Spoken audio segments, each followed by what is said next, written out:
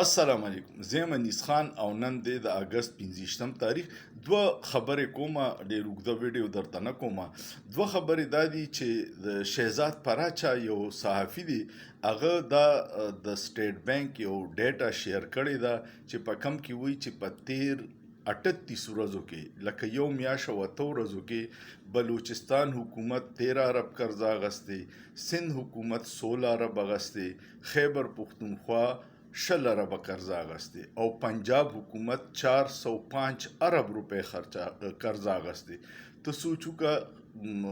ظاهره ده خیر صوبه غټه ده خو بل طرف ته د میډیا اشتهارونه د بیرونی دورې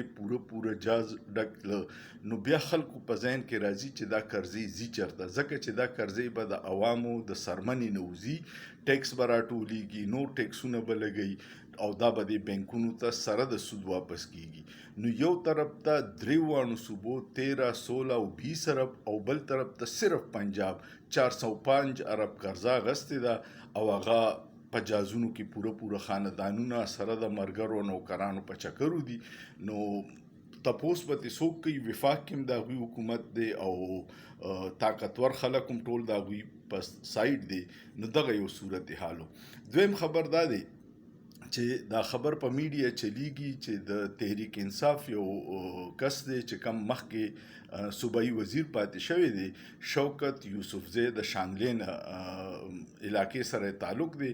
او د هغه د علاج دپاره 2 کروړ روپۍ منظوري شوي. اوس کو دا چېرته څه داسې بیماري چې په پاکستان کې د علاج نه کیږي او بیا د ده وس نه کیږي، حکومت وله مقرر کړي نو څه توک به جوړیږي، خو کو د دې علاج په پاکستان کې کیږي او د له 2 کروړ روپۍ د عوام د ټیکس د پیسو نه منظوري شوي، نو دا انتهایی غیر مناسبه او غلطه کار دی او دا د عمران خان د هغې نظریې خلاف هم دی او د تحریک انصاف به ټول عمر دا تنقید کو چې شریف خاندان په اربونو روپۍ په پنجاب کې لګوي خو داسې یو هسپتال ځان نه جوړوي چې پای کې د هغوی علاج وشي.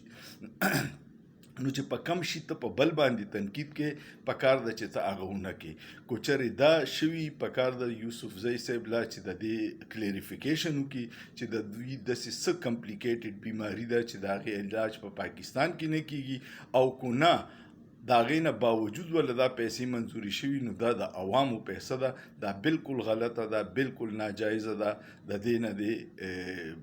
دا نه ده پکار، دا فیصله دی واپس والی. ډیر زیات تنقید کیږي، یو طرف ته تاسو وایي چې موږ نظریاتي خلک یو او موږ د پاکستان خدمت کوو، بل طرف ته هغه دې وخت کې نه څه وزیر دی، مشیر دی، یو عام کارکون دی او د هغه دپاره 2 کروړ روپۍ منظورول